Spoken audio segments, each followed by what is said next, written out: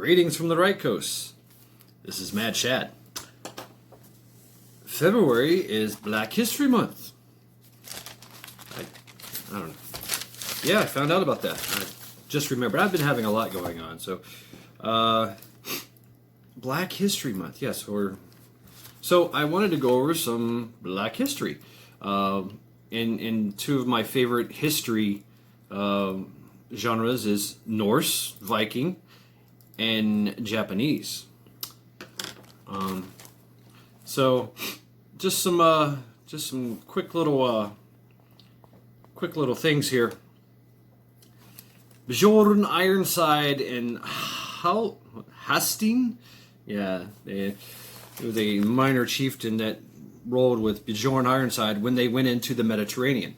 They rolled in with 62 ships into the Mediterranean, into Spain, Straits of Gibraltar, all that, and they immediately got in a fight with the Umayyad Caliphate in Spain on the north end of the Mediterranean and the southern end, the north coast of Africa. So yeah, they got on land and they fought the Umayyad Caliphate, Muslim Caliphate.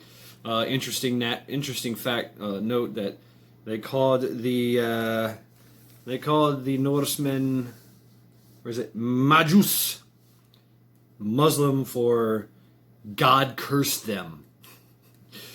Majus or Majus. I don't know if I'm saying that right. Majus. I think it's Majus or Majus. Whatever. I think it's a long drawn out U. It's got a line over the top. Juice. Majus. I don't know Farsi. But yeah, it was their derogatory term for the Vikinger. But Bjorn Ironside and Halstein took 62 ships after they was ravaging their way through France and all of that, supposedly hanging out with, after the death of Ragnar Lothbrok, that guy, amazing story.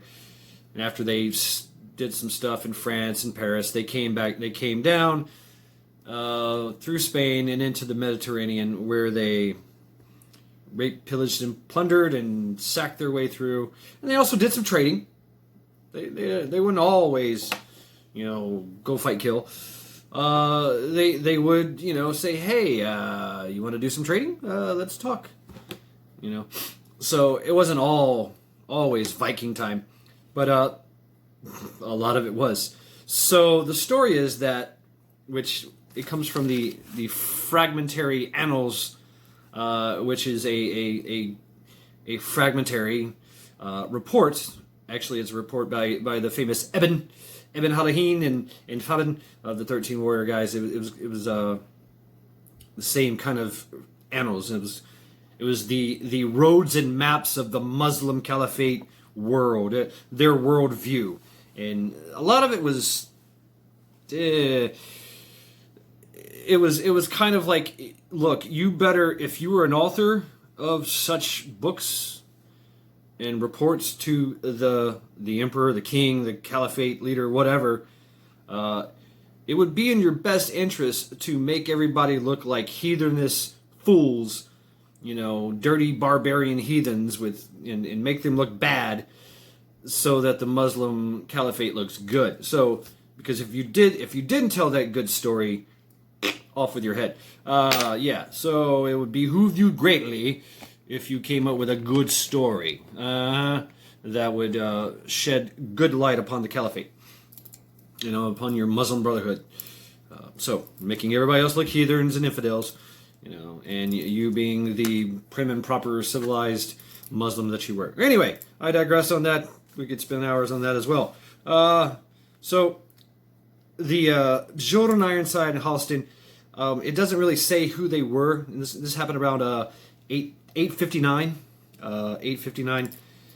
So put that into text, in the terms. It was still within the Viking age, which ended in 1066.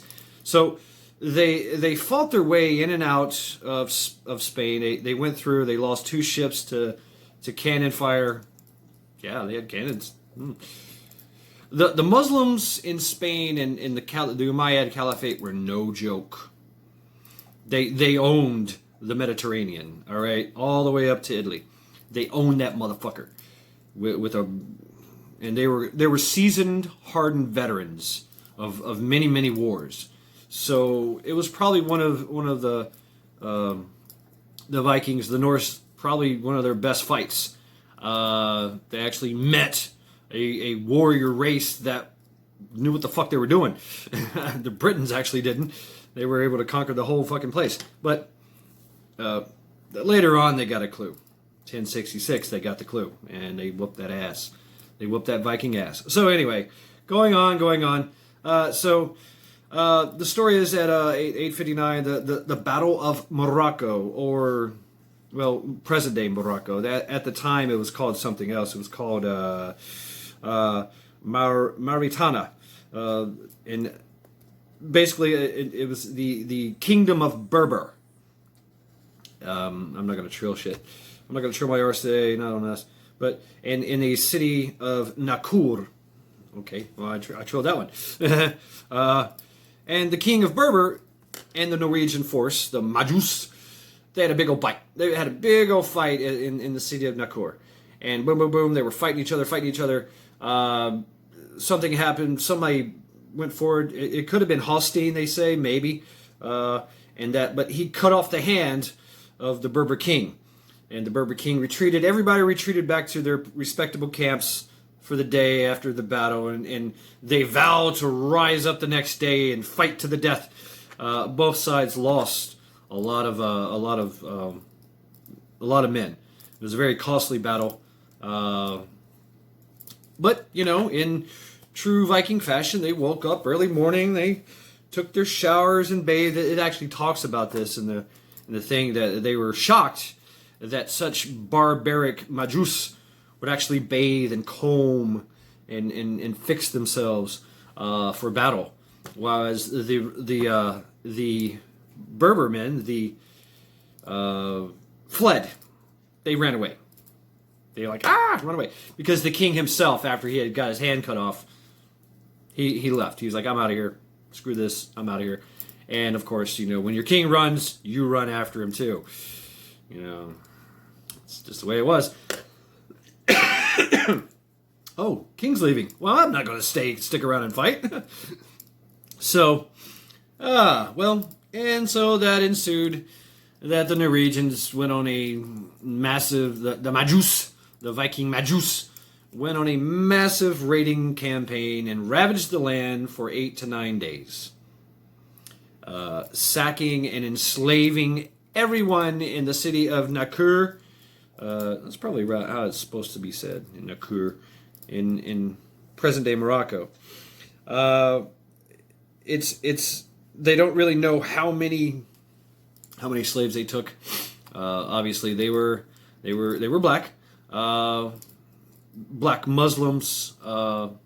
They didn't go as far as Egypt. A lot of people say they went as far as Egypt. They didn't. They went through. And they made a big old loop in the Mediterranean. They went all the way far as Italy, and they attacked a city called Luna, thinking it was Rome. That would have been great if they would have sacked Rome.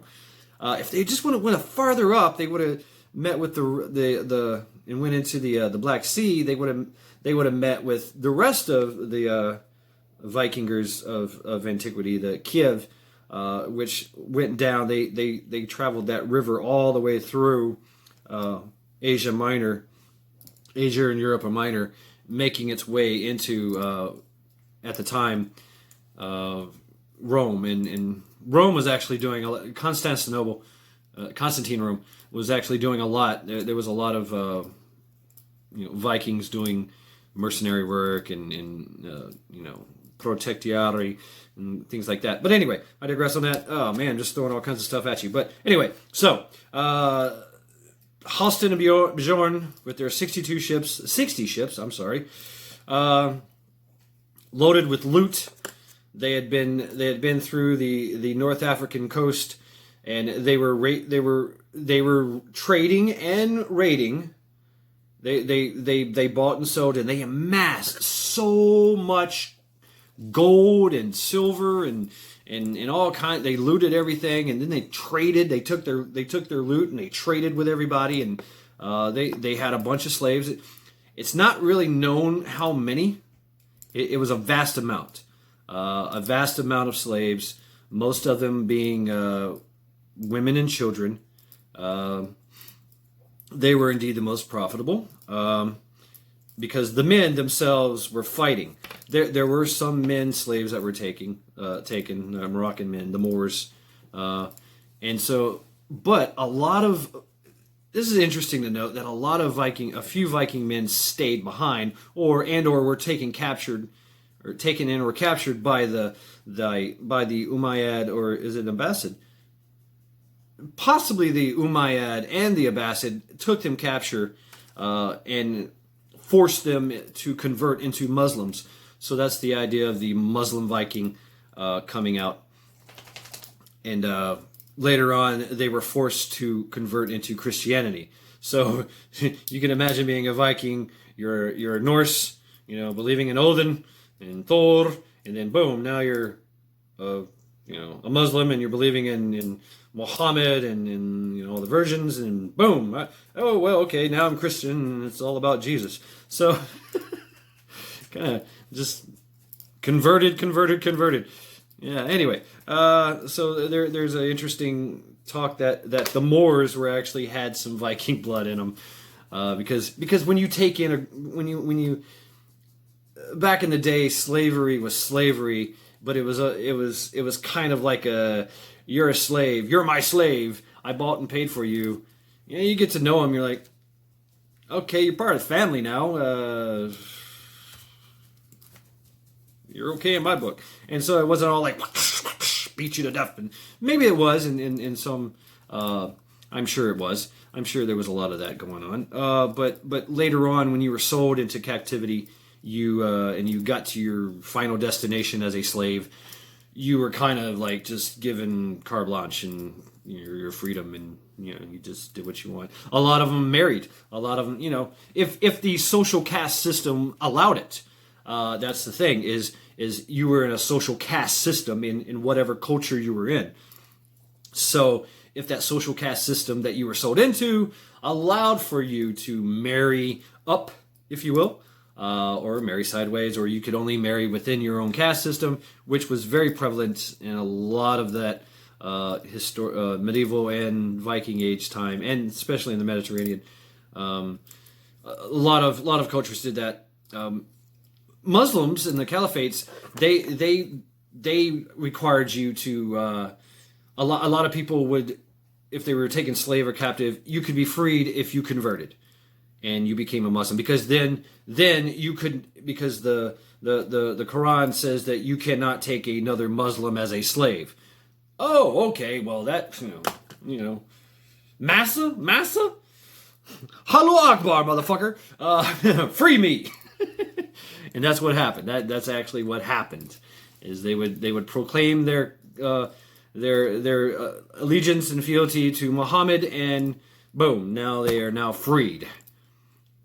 Congratulations, you are now a Muslim, and you're free to do whatever you want to do in the Muslim community, and possibly get back to your own home and whatever.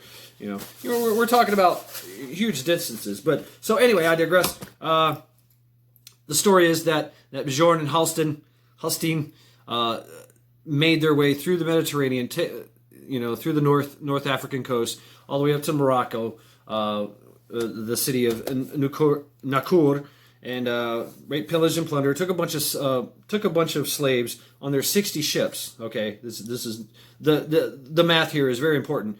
And the whole time they were rape, pillaging, and plundering, and trading, and doing their thing in this Muslim cultured, Muslim controlled caliphate of the Mediterranean at the time. It wasn't like what we see now. So keep that in mind. But except for the Italian. They were Christian, actually. They were actually Christian. So the Roman Empire was at the Constantine Empire was actually Christian. So boom, they go back through.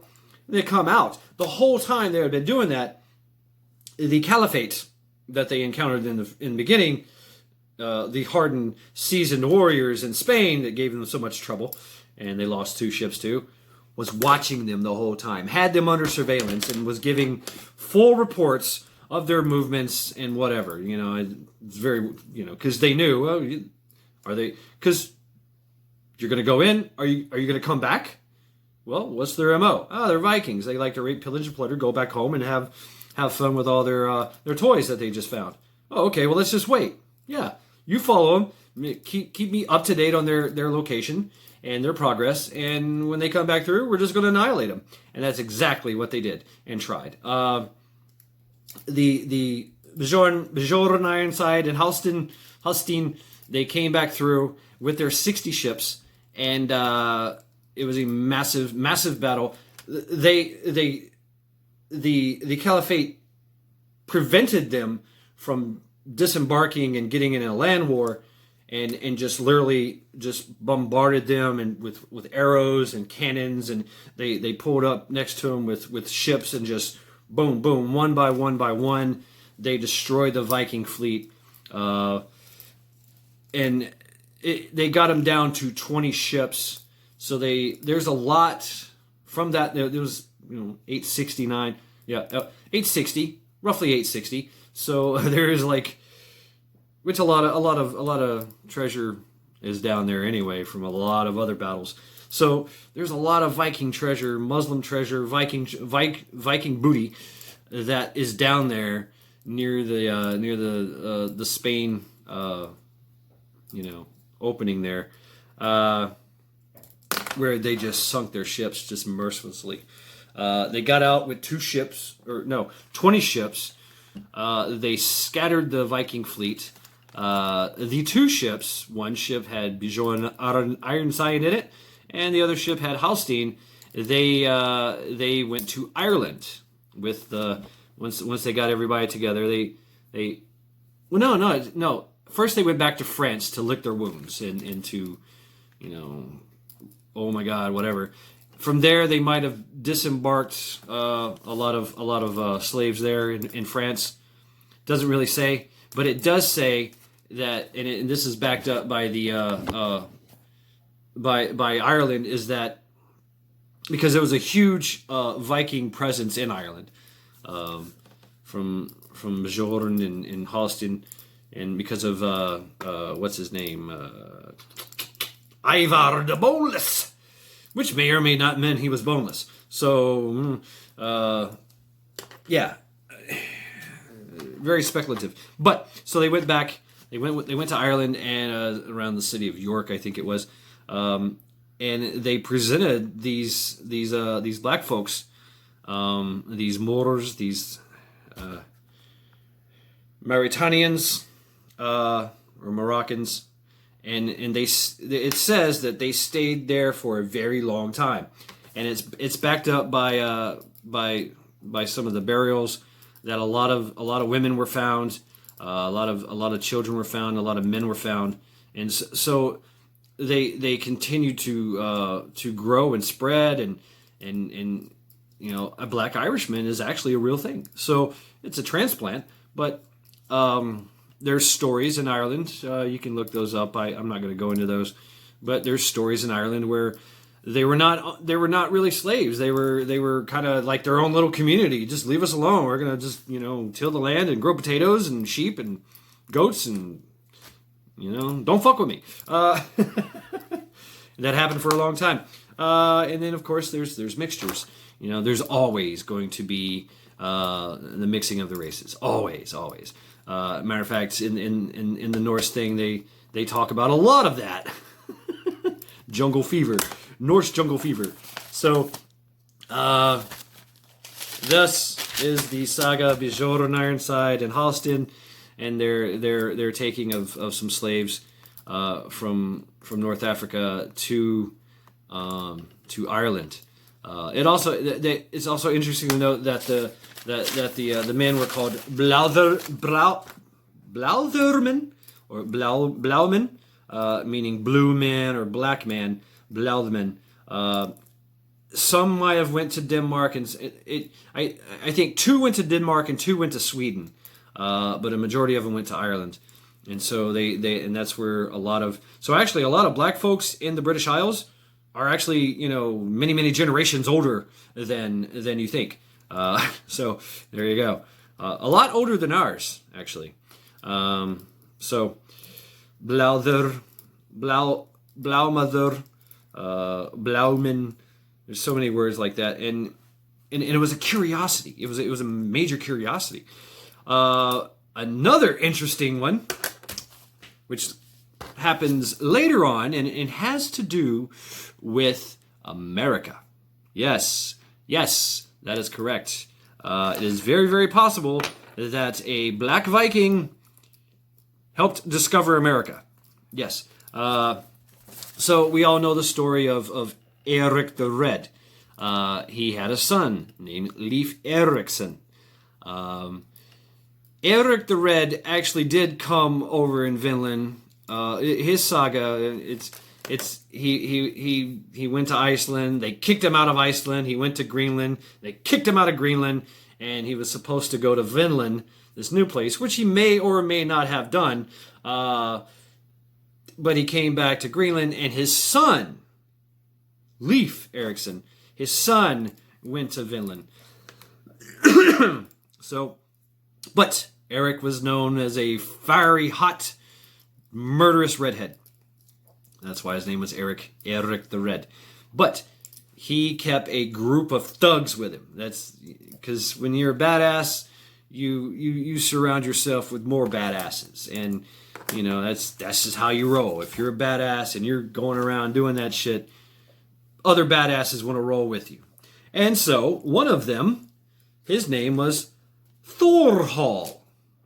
Thorhall was a very interesting character. He was called the Hunter. He had long. Now this is kind of word by word of what the text transliterated says. So he had long been with Eric, meaning that he had always been with him, always, long time, from Greenland to Iceland to whatever, and it also goes on from there. And he served him as a huntsman, somebody that hunts, very good at hunting, bow and spear. And in the summer, and in the winter he served as a steward. So a steward would be, on a ship, basically. You're whatever. He was a large man and strong, black and like a giant. This was a very large black individual. So Eric the Red, and Thorhall basically had their own football team, rolling around in the Viking world. So badasses. And Eric, and if you know of his exploits and his saga, he wasn't a nice person, and he did some shit. But Thorvald, he was a giant, silent, and foul mouth in his speech. The man had a tongue, kind of like I don't know. He just foul mouth. I don't know what that would mean, but he was always egging Eric on. Always egging Eric on to his worst. Don't we have friends like that? You ever had a friend like that? Man, you gonna let him talk to you like that? Are you gonna let that slide? You're a pussy. You go kick his ass. And so Thorhall, the foul-mouthed black giant, was constantly talking shit to Eric and getting him in trouble. So, but as a group, as a Vikinger pirate, because that's kind of what they were. They were pirates, up to no good. May or may not had a hand in. Well, yeah, he definitely had a hand in founding Iceland, and then Greenland. It's because of him. All the names are like, yeah, this is Iceland, this is Greenland. Yeah, come to Greenland. It's a great place. Yeah, right. They get there and like, where's all the green? All I see is ice and snow, man. You lied to us. So anyway, yeah. So they may or may not. Thorhall also was dealing with Eric's son, and it's speculated that Eric and Leif and Thorhall and his group all went back and forth to the Viking, where they encountered the Indians, the Skraelings. They called them Skraelings, the Native Americans. So, but the Black Viking, foul mouth, shit talking Black Viking, getting Eric in trouble. That's Thorhall. Another interesting story, which I promised about. Yes, the Black Samurai. It's one of my favorite stories from the Japanese era. Back in 1579, Christianity was in full swing. It was, and there was missionaries going forth, and these missionaries were Italian and Portuguese. Actually, the priest that was there was a Portuguese missionary, but he was of Italian descent, and his name was Alessandro Vallegnano. Vallegnano, yeah, there we go. Alessandro Vallegnano, and he came from the Indies, the West Indies, and he had this extremely rather large individual with him, who may or may not have been from Mozambique or from Ethiopia. And he was his personal servant bodyguard. This man was served in a lot of wars, it said. He was 6'2", large, very black, so black that, people were like, wow, you're black. And so in Japan, it's interesting to note that their gods of a lot of their gods are black. Like their mythos gods are black. So it's like, whoa, we all know the Japanese, they're kind of smaller. But hey, I digress. Don't tell that to a Japanese man.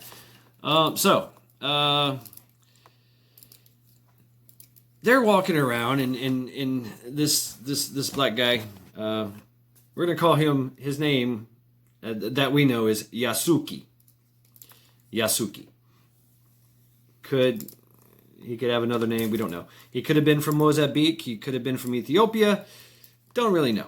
But as soon as he landed on the shores of Japan, people just crowded around him and were like, whoa, wow. They're touching him and poking at him and pinching him, and he's just like they were basically worshiping him. So this guy, this daimyo named Oda Nobunaga, maybe you heard of this guy, daimyo Nobunaga, took him, had a extreme curiosity about him, was like, what the hell? He thought, and he summoned him forward. He summoned him to him, and he said, I want you to go ahead and just strip down naked right now and scrub your body, scrub the black off. I don't believe you're a black man. I really don't. And that's the story, is that Yasuki was stripped down and scrubbed and washed, and that's when Oda was like, wow, you really are a black man. I mean, you could have noticed, couldn't you? Like,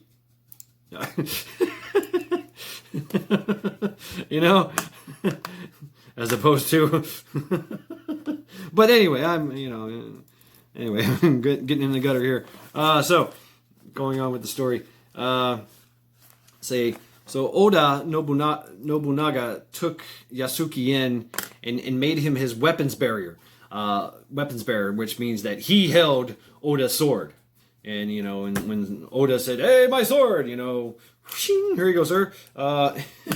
Which means he was also his trusted bodyguard, his absolute trusted bodyguard. And from that, Nobunaga went into a lot of, he was having a lot of trouble with the Takedas and the Akichi,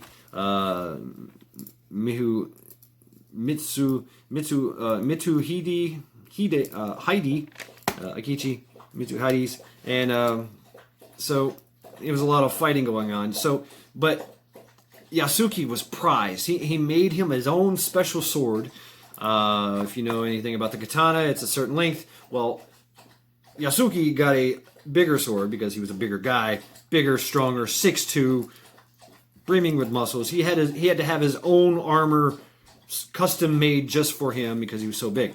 And Nobunaga, he was everybody was jealous of Oda Nobunaga and Yasuki because of Yasuki. So he got right off the bat. He got money. He got land. He got everything. Boom. You're a freaking samurai. Congratulations, you made it. From slave to personal bodyguard to motherfucking samurai, yo. And that's right. He made it.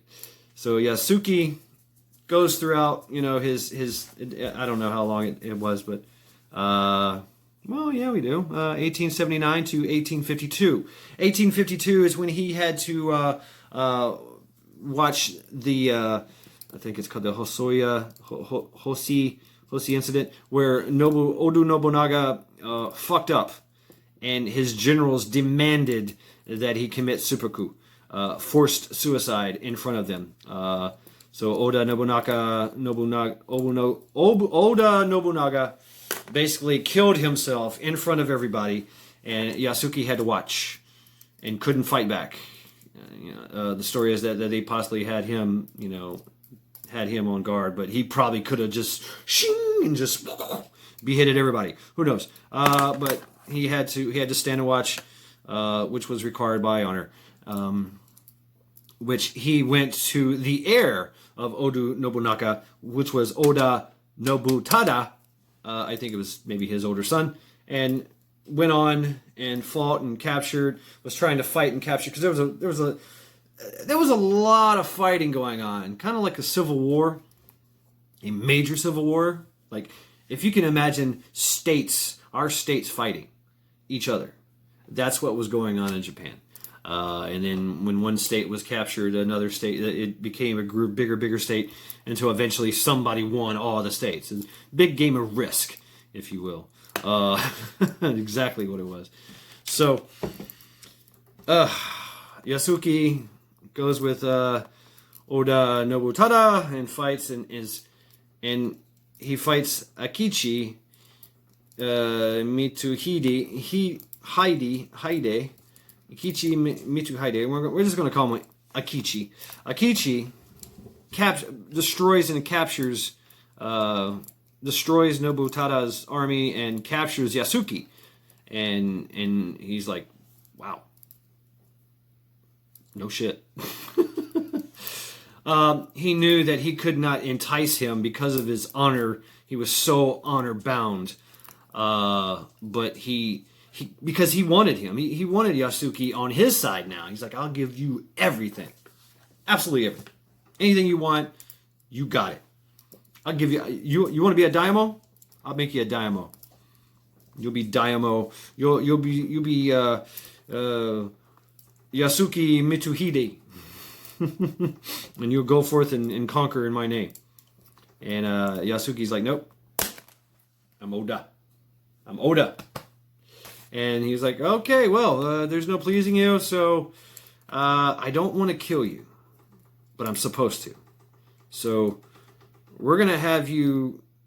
To save face, he said, obviously you're just an animal, so I'm going to let you go.